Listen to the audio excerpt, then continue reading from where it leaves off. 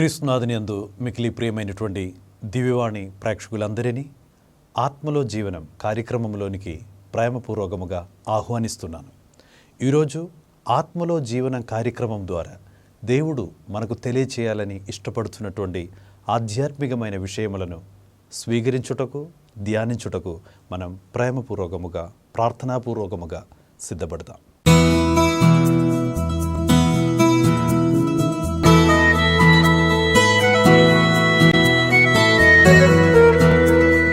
ప్రియమైనటువంటి సహోదరి సహోదరులారా, ఈరోజు ఆత్మలో జీవన కార్యక్రమం ద్వారా దేవుడు మనకు తెలియచేస్తున్నటువంటి ఒక అద్భుతకరమైన ఒక విషయం ఏమిటంటే, సంఖ్యాకాండము 24వ అధ్యాయం 1వ వాక్యంలో దేవుని వాక్యము ఈ విధముగా ఒక విషయం మనల్ని నేర్పిస్తున్నది. దేవునికి ఇశ్రాయేలు ప్రజలను ఆశీర్వదించటం ఇష్టమే. God takes delight in blessing his people.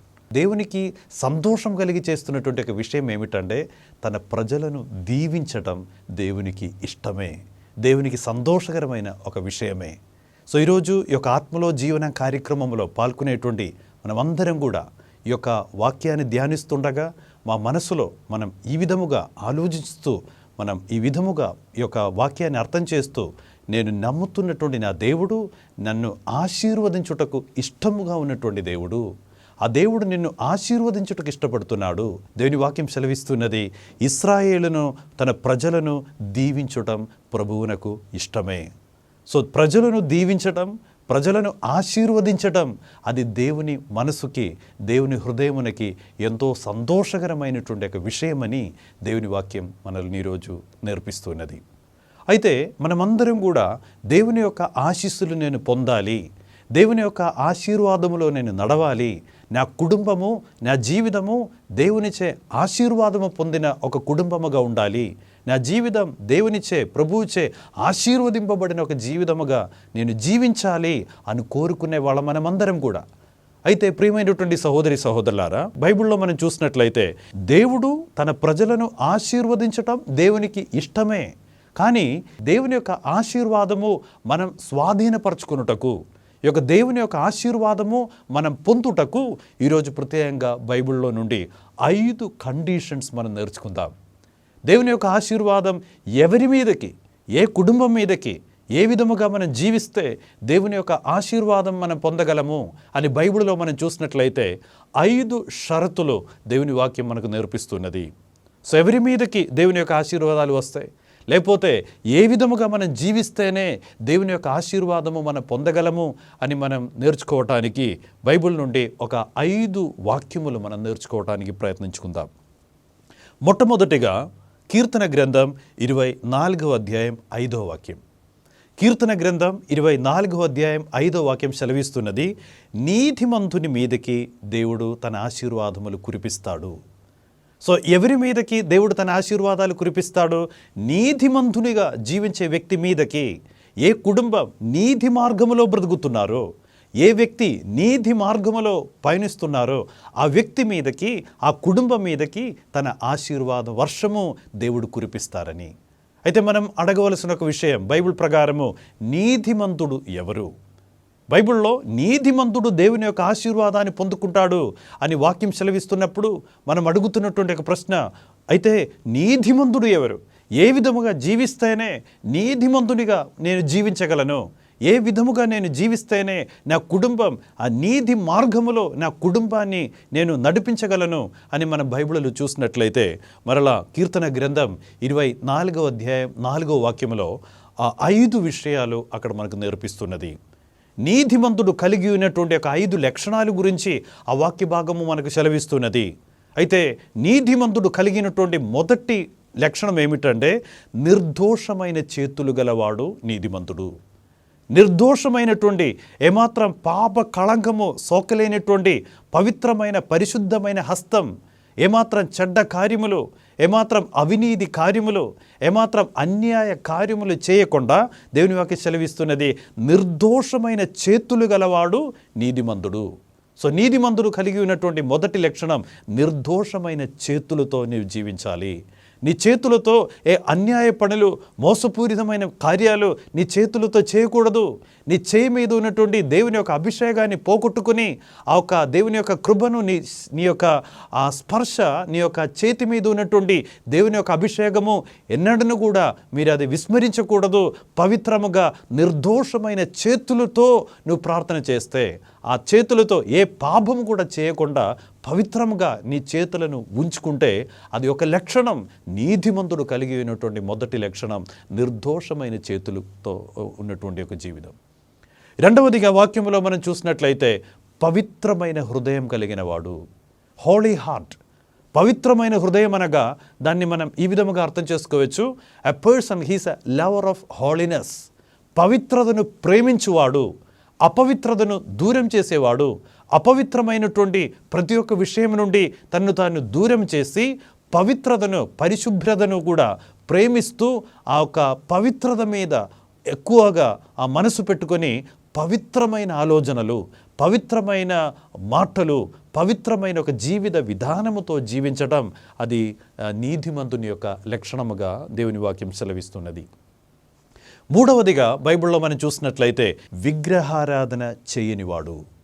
So నీతిమంతుడు ఎవరని బైబిల్లో చూస్తే ఆ వ్యక్తి విగ్రహారాధన, ఆ దేవుడిని మాత్రమే పూజిస్తాడు. సర్వశక్తిమంతుడైనటువంటి యేసు ప్రభు తప్ప వేరే ఏమాత్రం మూఢనమ్మకాలు, వేరేమాత్రం వస్తువులను కానీ, వ్యక్తులను కానీ, వ్యవస్థలను కానీ వాళ్ళ మనసు అటువంటి వ్యక్తుల మీద కానీ, వస్తువుల మీద కూడా, వ్యవస్థల మీద కూడా పెట్టకుండా ఎప్పుడు కూడా దేవునికి జీవితంలో ప్రప్రథమ స్థానము దేవునికిచ్చి ఆ దేవుడు ఒకరిని మాత్రమే, ఆ దేవుడు యేసు ప్రభుని మాత్రమే పూజించి ఆరాధించే ఒక మనస్సుతోనే జీవించేవాడు నీతిమంతుడు. అతడు దేవుని యొక్క ఆశీర్వాదాలు పొందుకుంటారని దేవుని వాక్యం సెలవిస్తున్నది.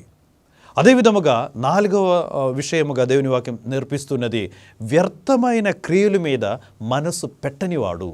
నిష్ప్రయోజకరమైన విషయాలు, వ్యర్థమైన విషయాలు, ఏమాత్రం లాభం లేనిటువంటి విషయాలు, ఏమాత్రం పనికిమాలిన విషయాలను అది చూసి ఏమాత్రం నిష్ప్రయోజకరమైన విషయాల మీద మనసు పెట్టకుండా, ఏమాత్రం తాత్కాలికమైన సుఖములను, తాత్కాలికమైన సంతోషములను, తాత్కాలికమైన లాభమును కూడా వెతకకుండా నిష్ప్రయోజనకరమైన కార్యములను తెలుసుకొని వివేకముతో అటువంటి విషయాలను దూరం చేసి చాలా ప్రాముఖ్యత కలిగినటువంటి దేవుని చిత్తానుసారము, దేవుని యొక్క హృదయానుసారము తన మనసుని, ఆలోచనలను సరిచేసి ప్రయోజనకరమైన విషయాల మీద మనసు పెట్టుకునేటువంటి బ్రతికే వ్యక్తి నీతిమంతుడు.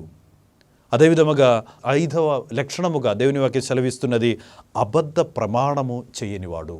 అబద్ధ ప్రమాణము చేయనివాడు, ఆ వ్యక్తి ఎప్పుడు కూడా అబద్ధ మాటలు పలిగేవాడు కాదు.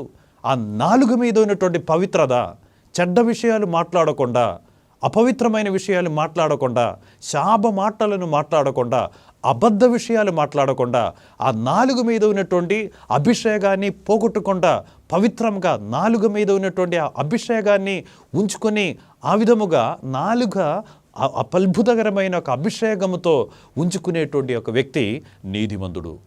సో ప్రియమైనటువంటి సహోదరులారా, మొదటిగా మనం నేర్చుకుంటున్నాము దేవుని యొక్క ఆశీర్వాదము నీతిమంతుని మీదకి వస్తుంటాయి. అయితే ఇప్పుడు మనం నీతిమంతుని గురించి మనం తెలుసుకున్నాము. అయితే ఈరోజు ఈ యొక్క వాక్య పరిచర్య మధ్యలో మన జీవితాలను మనం ఒక నిమిషం ప్రభు సన్నిధిలో ఆత్మపరిశీలన చేసుకుందాం. దేవుని వాక్యం మనకు సెలవిచ్చినట్లుగా నిర్దోషమైన చేతులతో జీవించగలుగుతున్నావా? పవిత్రమైన హృదయముతో నువ్వు జీవించగలుగుతున్నావా? విగ్రహారాధన చేయకుండా మీరు జీవించగలుగుతున్నారా? అదేవిధముగా వ్యర్థమైన విషయాల మీద మనసు పెట్టగా చాలా ప్రాముఖ్యకరమైన విషయములను వెతకి దేవుని చిత్తానికి అనుగుణముగా నువ్వు జీవించగలుగుతున్నారా? అదేవిధముగా ఆ నాలుగు మీద ఉన్నటువంటి పవిత్రతను పోగొట్టకుండా పవిత్రంగా నీ నాలుగును ఉంచుకొని ఆ విధముగా జీవించగలుగుతున్నారా? తప్పకుండా దేవుని యొక్క మాట, దేవుని యొక్క వాక్యము మనకు సెలవిస్తున్నది, నీవు దేవుని యొక్క కృపను, దేవుని యొక్క ఆశీర్వాదములు పొందుకుంటావు అని మొట్టమొదటిగా దేవుని వాక్యం సెలవిస్తున్నది. దేవుడు తన ప్రజలను ఆశీర్వదించటం దేవునికి ఇష్టమే. మొదటిగా మనం నేర్చుకుంటున్నాము, నీతిమంతుల మీదకి దేవుడు తన ఆశీర్వాదాన్ని కురిపిస్తాడు. రెండవదిగా బైబిల్లో మనం చూసినట్లయితే కీర్తన గ్రంథం 115వ అధ్యాయం 13వ వాక్యం, ఆ వాక్యము ఈ విధముగా మనకు తెలియజేస్తున్నది. అయితే దేవుని యొక్క ఆశీర్వాదం ఎవరు పొందగలరు అని మనం చూసినట్లయితే దేవుని వాక్యం సెలవిస్తున్నది, తన పట్ల భయభక్తులు చూపు వారి మీదకి దేవుడు తన ఆశీర్వాదాలను కురిపిస్తాడు. తన పట్ల భయం భక్తి కలిగి జీవించే వాళ్ళ మీద దేవుని యొక్క ఆశీర్వాదాలు దేవుడు కురిపిస్తారు. అనగా మనం జీవించినప్పుడు ఏ విధముగా మనం జీవించాలి? దేవుడు కోరుకుంటున్నారు స్వచ్ఛమైన భక్తితో, అజంచలమైనటువంటి విశ్వాసముతో, దృఢమైన నమ్మకముతో, దైవ ప్రేమ, అదేవిధముగా దైవ భయం, దైవ భక్తి కలిగి దేవుని పట్ల భయం భక్తి చూపించి మనం జీవించినట్లయితే ఆ దేవుని యొక్క ఆశీర్వాదము మన మీదకి దేవుడు కురిపిస్తారని దేవుని వాక్యం మనకు సెలవిస్తున్నది. ఈ రోజుల్లో మనం చూసినట్లయితే చాలామంది ఈ రోజుల్లో దేవుణ్ణి లెక్క చేయకుండా జీవించే వాళ్ళు చాలామంది ఉన్నారు. విశ్వాస విషయాల్లో, దేవుని విషయాల్లో అజాగ్రత్తగా చాలా నిర్లక్ష్యము చేసి దేవుని విషయాలకు దూరమై ప్రార్థన చేయకుండా, ఏమాత్రం దేవునితో ఏమాత్రం ఒక సత్సంబంధం ఏర్పరచకుండా ఆ విధముగా లోకానుసారం జీవించే వాళ్ళు చాలామంది ఉంటారు. అయితే మన జీవితంలో కూడా ఆ విధముగా మనం జీవిస్తున్నామా? దేవుని సన్నిధిలో కూర్చొని దేవుని యొక్క ఈ వాక్య పరిచర్య మధ్యలో మన ఆత్మపరిశీలన చేయాలి. దేవుడు కోరుకునే విధముగా దేవుని పట్ల భక్తి, భయం, విశ్వాసం, ప్రేమ చూపించి నేను జీవించగలుగుతున్నారా? నేను చేసే ప్రతి క్రియలో, నేను మాట్లాడే ప్రతి మాటల్లో కూడా ఆ దైవ భయం, దైవ భక్తి, దైవ ప్రేమ కలిగి నేను జీవించగలుగుతున్నానా అని ఈరోజు ఆత్మపరిశీలన చేయాలి. దేవుని వాక్యం సెలవిస్తున్నది, ఆ విధముగా దేవుని పట్ల భక్తి, భయం కలిగి నువ్వు జీవించటం ప్రారంభించుకుంటే తప్పకుండా దేవుడు తన యొక్క ఆశీర్వాద వర్షము మీ మీద కురిపిస్తారని దేవుని వాక్యం ఈరోజు సెలవిస్తూ ఉన్నది.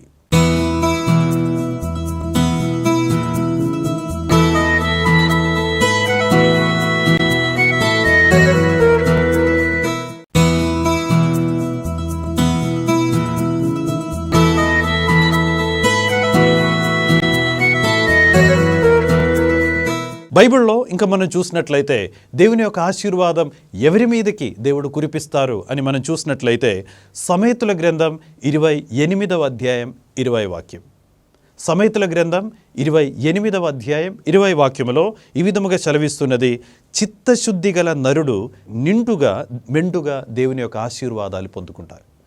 చిత్తశుద్ధి కలిగిన నరుడు దేవుని యొక్క ఆశీర్వాదాలు పొందుటకు అర్హుడు అని దేవుని వాక్యం సెలవిస్తున్నది. చిత్తశుద్ధి దేవుడు చాలా వరకు కూడా మనందరి నుండి కూడా దేవుడు కోరుకునేటువంటి అద్భుతకరమైనటువంటి ఒక గుణము అని కూడా చెప్పవచ్చు. చిత్తశుద్ధి కలిగిన వాళ్ళం.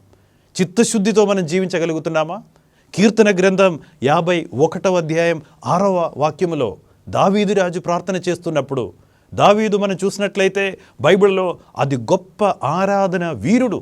కానీ ఆరాధన వీరుడైనప్పటికీ కూడా దేవుని హృదయానికి చాలా దగ్గరగా ఉన్నవాడని దేవుడే అతని గురించి చెప్పినప్పటికీ కూడా అతడు కొన్ని పాప విషయాల్లో పడిపోయాడు. ఆ యథార్థతను కోల్పోయి కొన్ని అపవిత్రమైన ఆలోచనలో పడిపోయి కొన్ని చేయకూడదని కొన్ని పనులు చేసి దేవుని యొక్క కృప నుండి, దేవుని యొక్క అభిషేకం నుండి దూరమయ్యాడు. ఆ కృపను పోగొట్టుకొని ఒక ఆధ్యాత్మికముగా భయంకరమైనటువంటి ఒక అపజయానికి గురి అయినాడు. కానీ ఇదంతా అయిన తర్వాతప్పటికీ కూడా, పాపము చేసిన తర్వాత కూడా దేవుని దగ్గరికి వచ్చి ప్రార్థన చేశాడు. పాప పరిస్థితిలో ఉన్నప్పటికీ కూడా ఆరాధనలు చేస్తున్నాడు, పాటలు పాడుతున్నాడు.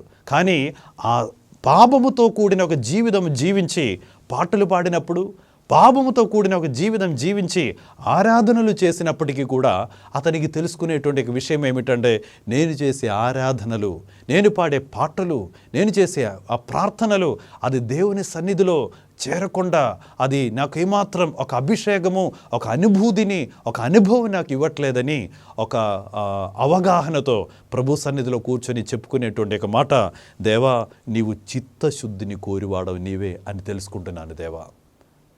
చిత్తశుద్ధిని కోరుకునేవాడవు నీవే దేవా. మనం ప్రార్థన చేసేటప్పుడు దేవుడు చూసేదే మనం పాడే పాటలు కాదు, మనం చెప్పే మాటలు కాదు. దేవుడు మానవ హృదయాలను అవలోకించువాడు. మానవ హృదయాలను అవలోకించు దేవుడు. మనం ప్రార్థించినప్పుడు కూడా దేవుడు మన హృదయం వైపు చూస్తున్నాడు. ఆ హృదయం వైపు చూస్తున్నప్పుడు కపటముతో మనం ప్రార్థిస్తున్నామా? కృత్రిమమైనటువంటి భక్తిని చూపించి మనం ప్రార్థన చేస్తున్నామా? లేకపోతే కొన్ని కపటముతో, కాబడ్యముతో, కొన్ని అటువంటి విషయాలతో మనం ప్రార్థన చేస్తున్నామా? మనం మర్చిపోకూడదు. దేవుని వాక్యం సెలవిస్తున్నది, ప్రభు మానవ హృదయాలను అవలోకించువాడు. నరుడు చూసే చూపుతో చూసేవాడు కాదు దేవుడు. సో దేవుడు ఎక్కువగా మనలో నుండి ఏం కోరుకుంటున్నారంటే చిత్తశుద్ధిని కోరుకునేవాడు. చిత్తశుద్ధితో దేవుని యొక్క కార్యములు మీరు చేయగలుగుతున్నారా? చిత్తశుద్ధితో మీరు జీవితాన్ని మీరు జీవించగలుగుతున్నారా? అట్లా మీరు జీవించగలిగితే దేవుని యొక్క వాక్యము మనకు ఈరోజు బోధిస్తున్నటువంటి విషయం ఏమిటంటే తప్పకుండా దేవుని యొక్క ఆశీర్వాదము ఆ దేవుడు మీ మీద కురిపిస్తారు. సో ఈరోజు మనం ప్రార్థించాలి, దేవా చిత్తశుద్ధితో నిన్ను ఆరాధించు భాగ్యము మాకు దయచేయము దేవా. దావీదు చేసిన ప్రార్థనలో దావీదు ఎన్నో ప్రార్థనలు దేవుని సన్నిధిలో చేసి ఉన్నారు. అన్నిట్లో కూడా అది శ్రేష్టమైన ఒక ప్రార్థన, మనం కూడా చేయవలసిన ఒక ప్రార్థనగా భావిస్తున్నాను. ఆయన చేసిన ప్రార్థన, దేవా చిత్తశుద్ధితో నిన్ను ఆరాధించు భాగ్యం నాకు దయచేయము దేవా, చిత్తశుద్ధితో ప్రార్థన చేయు మనసు నాకు దయచేయము దేవా అని ప్రార్థన చేశాడు దావీదు రాజు. ప్రియమైనటువంటి సహోదరులారా, ఈరోజు ఈ యొక్క వాక్య పరిచర్యలో ఆత్మపరిశీలన చేస్తూ నేను చిత్తశుద్ధితో నేను జీవించగలుగుతున్నానా? కాపట్యము లేకుండా, ఏమాత్రం కృత్రిమత్వం లేకుండా నా విశ్వాస జీవితం యథార్థముగా నేను జీవించగలుగుతున్నానా? దేవుని సన్నిధిలో ఆత్మపరిశీలన చేస్తూ అటువంటి ఒక యథార్థమైనటువంటి ఒక జీవితం జీవించి దేవుని యొక్క ప్రీతిని, దేవుని యొక్క ఆశీర్వాదము పొందుకునే విధముగా జీవించే భాగ్యం దయచేయమని ఈరోజు మనం ప్రార్థన చేయాలి. అదేవిధముగా బైబిల్లో మనం చూసినట్లయితే యిర్మీయా గ్రంథం 17వ అధ్యాయం 7వ వాక్యం, దేవుడు ఎవరి మీదకి తన యొక్క ఆశీర్వాదాలు దేవుడు కురిపిస్తారు అని మనం చూసినట్లయితే దేవుని వాక్యం మనకు నేర్పిస్తున్నది, దేవుణ్ణి నమ్మిన వారిపై దేవుడు తన ఆశీర్వాదాలు కురిపిస్తారు. దేవుణ్ణి ఎవరెవరు నమ్ముతున్నారో దేవుని వాక్యం సెలవిస్తున్నది, నన్ను నమ్మి నాపై ఆధారపడు వాణ్ణి నేను దీవింతును. సో ఎవరెవరు దేవుని మీద నమ్మకం ఉంచుకుంటున్నారో, ఎవరెవరు దేవుని పట్ల చూస్తుంటారో, ఆ దృఢమైన నమ్మకముతో ఆ దేవుణ్ణి ఎవరెవరు వెంపడిస్తుంటారో దేవుని వాక్యం సెలవిస్తున్నది, ఆ దేవుడు ఖచ్చితంగా తన యొక్క ఆశీర్వాదాలు వాళ్ళ మీద కురిపిస్తారు. అందుకే దేవుని వాక్యం సెలవిస్తూ ఉంటుంది, నమ్మితే నువ్వు దేవుని యొక్క మహిమను చూస్తావు. యేసుప్రభు మర్తమ్మతో చెప్పినటువంటి మాట యోహాను సువార్తలో 11వ అధ్యాయంలో, మర్తమ్మను వైపు చూసి ఆమెను దేవుడు ఈ విధంగా బోధిస్తూ ఉన్నారు, ఇదిగో నమ్మితే దేవుని యొక్క మహిమను చూస్తావు. లాజరును ఆ సమాధి నుండి లేపుటకు దేవుడు సమాధి యొద్దకు వెళ్ళినప్పుడు ఆమె చెప్తున్నటువంటి విషయం ఏమిటంటే, ప్రభువా ఇది ఒక 4 రోజులైతుంది, ఆ శవం అనేది కుళ్ళిపోయిన పరిస్థితులు ఉంటుంది, భయంకరమైన దుర్గంధం ఉంటుంది, ఇప్పుడు 4 రోజులు దాటిపోయింది అని అంతా కొన్ని ఆటంకపరిచే మాటలు మాట్లాడేటప్పుడు ఆమెను చూసి దేవుడు ఆమెకి నేర్పిస్తున్నటువంటి విషయం ఏమిటంటే, నమ్మితే దేవుని మహిమను చూస్తావని నేను నీతో చెప్పలేదా అని దేవుడు అడిగారు. రోమిలకు రాసినటువంటి లేఖనములో 10వ అధ్యాయం 11వ వాక్యములో పునీత పౌలు ఈ విధముగా నేర్పిస్తున్నాడు, ఆయనను విశ్వసించిన వాడు సిగ్గుపరపబడడు. ఆ దేవుని మీద నమ్మకం ఉంచిన వాడు, ఆ దేవుని విశ్వసించిన వాడు ఎన్నడూ సిగ్గుపరపబడడు అని దేవుని యొక్క వాక్యం సెలవిస్తున్నది. సో ఈరోజు ప్రత్యేకంగా దేవుని యొక్క వాక్యం మనల్ని బోధించేది, దేవుణ్ణి నమ్మిన వారు ఏ పరిస్థితిలో మనం ఉండినా కూడా ఆ దేవునికి అసాధ్యముగా ఉన్నటువంటి ఏ కార్యము కూడా లోకములో ప్రపంచములో లేదని తెలుసుకొని, నా జీవితంలో కొన్ని విషయాలు నాకు అసాధ్యం అట్లా అనిపించినప్పటికీ కూడా విశ్వసించాలి, నేను విశ్వసించే దేవుడు, ఏ దేవుడిని నేను నమ్ముతున్నాను, ఏ దేవుడిని నేను వెంపడిస్తున్నాడు, ఆ దేవునికి అసాధ్యముగా ఏమి కూడా లేదని నమ్మకముతో ఆ దేవుని మీద దృష్టి నిలిపిన ఎడల అద్భుతకరమైన ఆ దేవుని యొక్క ఆశీర్వాదము ఆ దేవుడిని మీద కురిపిస్తారని దేవుని వాక్యం సెలవిస్తున్నది. 5వదిగా మనం చూసినట్లయితే దేవుని యొక్క ఆశీర్వాదం ఎవరి మీదకి దేవుడు కురిపిస్తారు? సమేతుల గ్రంథం 3వ అధ్యాయం 9వ వాక్యము ఈ విధముగా సెలవిస్తున్నది, తనకున్న సిరి సంపదలతో దేవుణ్ణి పూజించు వారిని దేవుడు దీవిస్తారు. తనకున్న దాన్ని బట్టి ఎవరెవరు దేవుణ్ణి పూజిస్తుంటారో వాళ్ళని దేవుడు దీవిస్తారు. వాళ్ళకున్నటువంటి ఆ సిరి సంపదలను బట్టి, అది డబ్బుతో మాత్రం కాదు, దేవుడి నుండి నువ్వు పొందుకునేటువంటి ఏ ఆశీర్వాదమైనా కూడా. ఉదాహరణకి మీకు ఈరోజు సమయం ఉన్నది, మీకు దేవుడు ఇచ్చినటువంటి అద్భుతకరమైనటువంటి ఒక ఆశీర్వాదము సమయం. ఆ సమయం దేవుని కోసం కేటాయించుకొని ఆ సమయంలో దేవుణ్ణి వెతుకుతున్నారా? ఆ సమయంలో ప్రార్థన చేయుటకు, ఆరాధించుటకు, ఆ సమయమును బట్టి దేవునికి స్తుతి వందనములు అర్పిస్తూ మీకున్నటువంటి సమయంలో ఎక్కువ శాతం ప్రార్థనలో గడిపే ఒక జ్ఞానంతో మీరు జీవిస్తున్నారా? దేవుని వాక్యం సెలవిస్తున్నది, తనకున్న ఆశీర్వాదాలతో దేవుణ్ణి పూజించు వారిని దేవుడు ఇంకాగా ఆశీర్వదిస్తారు. ఆరోగ్యం అది దేవుడిచ్చే ఒక ఆశీర్వాదం. మీకున్నటువంటి ఆరోగ్యముని బట్టి ఆ దేవుణ్ణి మీరు ఆరాధిస్తున్నారా? ఈరోజు మీరు ఆరోగ్యంగానే ఉన్నారు. ఈ ఆరోగ్యంతో దేవుణ్ణి మీ యొక్క శరీరముతో, మీ యొక్క ఆరోగ్యముతో దేవుణ్ణి మహింపరుచుకునే విధముగా మీరు జీవిస్తున్నారా? లేకపోతే ఒకవేళ మీకు దేవుడు చాలా వరకు కూడా ఆర్థికపరమైన ఒక భద్రతని దేవుడిచ్చారు. దేవుడిచ్చిన భద్రత నుండి దేవుని కార్యాల కోసం మీరు దేవుని యొక్క విషయముల కోసం ఆ దేవుడిచ్చిన దాని నుండి మీరు సమర్పిస్తున్నారా? సో అదే విధముగా దేవుడు మీకు చాలా తలాంతులు దేవుడిచ్చి ఉన్నారు. మీరు చాలామంది పాటలు పాడే వాళ్ళు ఉంటారు, రకరకాల తలాంతులు కలిగిన వాళ్ళు ఉంటారు. మీకు దేవుడిచ్చిన తలాంతులను బట్టి, మీకు దేవుడిచ్చిన ఏ ఆశీర్వాదమైనా కూడా ఆశీర్వాదములను బట్టి దేవుని ఆరాధించుకునేటువంటి ఒక అలవాటు మీకు ఉన్నదా? ఒక స్పిరిచువల్ హ్యాబిట్, ఒక ఆధ్యాత్మికమైన అలవాటుతో మీరు జీవిస్తున్నారా? ఆ విధముగా మీరు కలిగి ఉన్నటువంటి ఆశీర్వాదములను బట్టి దేవుణ్ణి పూజించి వారిని దేవుడు దీవిస్తారని ఈరోజు దేవుని వాక్యం మనకు సెలవిస్తున్నది.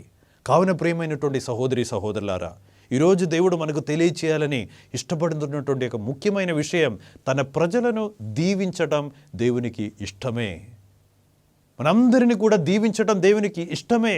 కానీ దేవుని యొక్క ఆశీర్వాదము మనం పొందుటకు ఈ 5 కార్యాలు మన జీవితంలో ఎప్పుడు కూడా మన మనసులో మనం ఆలోచిస్తూ ఆ విధముగా మన జీవితములను మనం క్రమపరుచుకొని ఆ విధముగా మన జీవితములను ఆ దేవుని యొక్క హృదయానుసారముగా మనం సరిచేసుకొని మనం జీవించి ఆ ఆశీర్వాదములు పొందుటకు దేవుడు మన పట్ల కురిపించాలని కోరుకునేటువంటి ప్రతి ఒక్క ఆశీర్వాదము స్వాధీనపరచుటకు దానికినటువంటి జ్ఞానముతో దేవుడు వీళ్ళందరినీ కూడా దీవించునుగాక అని ప్రార్థిస్తున్నాం మనసారా. మనందరం కలిసి ఒక చిన్న ప్రార్థన చేసుకుందాం. వీలైతే మీరందరూ కన్నులు మూస్తూ ప్రార్థన చేయండి. దయగల తండ్రి ప్రభువా యేసయ్య, ఈరోజు ఆత్మలో జీవనం కార్యక్రమంలో పాల్గొని ప్రార్థిస్తున్నాము. దేవా, నీ యొక్క వాక్యము ద్వారా మీరు తెలియచేసి ఉన్నారు, నీ ప్రజలను దీవించడం నీకు ఇష్టమే. ప్రార్థిస్తున్నాము తండ్రి, ఈరోజు ఆత్మలో జీవనం కార్యక్రమంలో పాల్గొనేటువంటి నీ బిడ్డలందరినీ కూడా ప్రభువా నీ ఆశీర్వదించు హస్తం వాళ్ళ మీద చాపుము దేవా, కుటుంబం మీద చాపుము దేవా. ఈ షరతులతో కలిసి జీవించి మీరు మా పట్ల కురిపించాలని కోరుకునేటువంటి ప్రతి ఒక్క ఆశీర్వాదములను స్వాధీనపరచుటకు తగిన ఆ ధన్యతతో అందరి జీవితాలను ఆశీర్వాదముతో నింపుమదేవా, నడిపించుమదేవా. నీ యొక్క రక్షించు హస్తం, ఆశీర్వదించు హస్తం ఎల్లప్పుడూ మా మీద, మా కుటుంబం మీద ఉంచుమదేవా. నీ పరిశుద్ధ నామమునకు స్తుతి మహిమ కలుగును గాక. పిత, పుత్ర, పవిత్రాత్మ నామమున ఆమేన్.